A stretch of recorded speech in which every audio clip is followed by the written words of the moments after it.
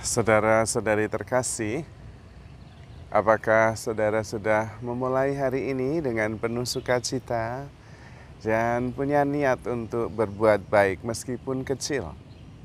Semoga Tuhan memberkati niat baik saudara.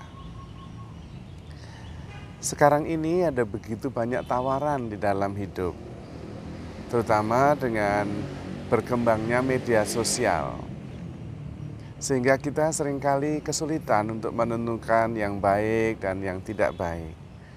Juga seringkali kita melihat begitu banyak tawaran sehingga kita bingung. Sebetulnya hidup ini seharusnya bagaimana? Ada banyak pekerjaan, ada banyak keterampilan, ada banyak kesempatan. Namun apa yang perlu? Karena banyak orang yang mendapatkan segala-galanya tapi tidak bahagia. Ada yang sepertinya memiliki apa yang dia harapkan tetapi tidak hidup dalam damai. Menurut saya yang paling penting justru fokus pada kedamaian, pada rasa syukur. Dan kalau kita kesulitan untuk menentukan apa yang baik untuk kehidupan kita, fokus pada pertumbuhan pribadi. Menjadi semakin bijaksana, menjadi semakin terbuka, menjadi semakin penuh kasih. Sebetulnya itu saja, itu yang bisa menjadi arahan untuk kehidupan kita. Sederhana, semakin bertumbuh dalam kasih, semakin sedikit penghalang dalam diri yang membuat kita bisa lebih mengasihi siapa saja. Maka keterampilan untuk bisa melihat beberapa penghalang yang ada di dalam diri yang menghalangi kita untuk bisa lebih mengasihi itu sangat penting supaya kemudian kita mendobrak, membongkar penghalang-penghalang yang membuat kita menjadi orang yang penuh kasih. Biasanya salah paham terhadap seseorang. Ketika kita menilai seseorang dalam bahasa yang lebih tajam, menghakimi seseorang, dia begini, dia begitu, kita kemudian tidak mampu mengasihi. Itulah penghalang utama untuk mengasihi. Maka mari kita mencoba menyingkirkan penghakiman, penilaian terhadap seseorang, siapapun dia. Tuhan sendiri meminta kita supaya jangan menghakimi. Dan itu memang benar. Karena begitu kita menghakimi, kita meletakkan seseorang dalam sebuah frame tertentu. Oh, dia begini. Seolah-olah dia itu statis, seperti foto. Padahal setiap pribadi itu dinamis, bertumbuh dan berkembang terus, tidak pernah sama. Yang perlu diubah bukan orang yang kita nilai atau kita hakimi, tetapi data yang kita punya untuk menghakimi orang itu. Maka kita perlu mengumpulkan banyak data supaya kemudian seimbang terhadap seseorang. Dan ternyata ketika kita mengumpulkan data tentang seseorang, kita akan kagum. Wow, ternyata dia begitu ya. Data kita terhadap seseorang, terhadap peristiwa itu terbatas sekali. Dan itu lebih mencerminkan kita. Ketika kita menilai seseorang, itu yang tercermin tentang data yang kita punya terhadap orang itu. Maka memang paling aman adalah terbuka. Mengalami, bukan berpikir tentang orang itu. Shifting from thinking to experiencing. Kita mendekati setiap pribadi, setiap peristiwa dengan keterbukaan penuh. Mengharapkan segala sesuatu, percaya segala sesuatu, sabar menanggung segala sesuatu. Sehingga setiap pribadi dan setiap peristiwa itu menjadi sebuah revelation. Perwahyuan yang menakjubkan akan kehidupan itu sendiri. Dan kemudian kita tidak punya beban masa lalu. Tetapi kita bisa begitu terbuka dan mengalami keajaiban dalam setiap pribadi dan setiap orang. Karena ternyata setiap orang itu berubah setiap saat. Tidak pernah sama. Karena memang peristiwa itu berubah.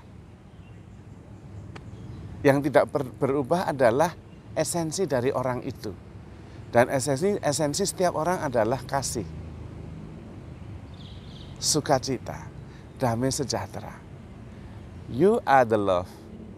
You are the life. You are the happiness you are looking for. Maka dengan membuka diri kita akan ketemu dengan kasih. Karena Anda adalah ekspresi dari kasih. Tetapi kadang-kadang terhambat oleh pikiran, oleh penghakiman, oleh penilaian. Dan itu yang perlu dibongkar. Supaya kemudian dari dalam diri kita mengalir, overflow kasih sebagaimana Tuhan menciptakan kita. Kita diciptakan serupa dan segambar dengan Allah yang adalah kasih. Maka kalau kita membuka diri seluas-luasnya, menyingkirkan segala penghalang yang membuat kasih itu terhambat untuk overflow, maka kemudian kita hanya menemukan kasih di mana-mana. Apalagi ketika kita menembus setiap pribadi pada esensi yang sebenarnya, bukan hanya pada apa yang ditampilkan.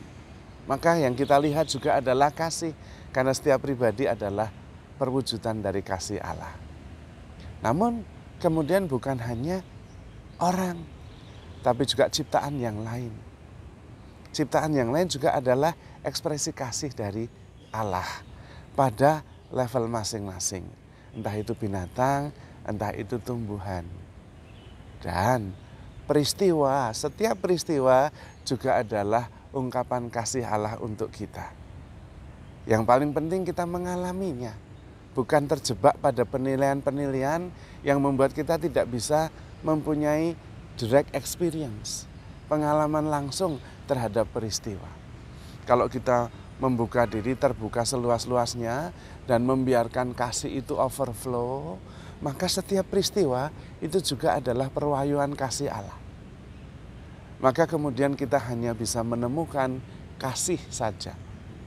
Kasih dalam segalanya. Kasih di dalam diri kita. Kasih di dalam diri orang lain.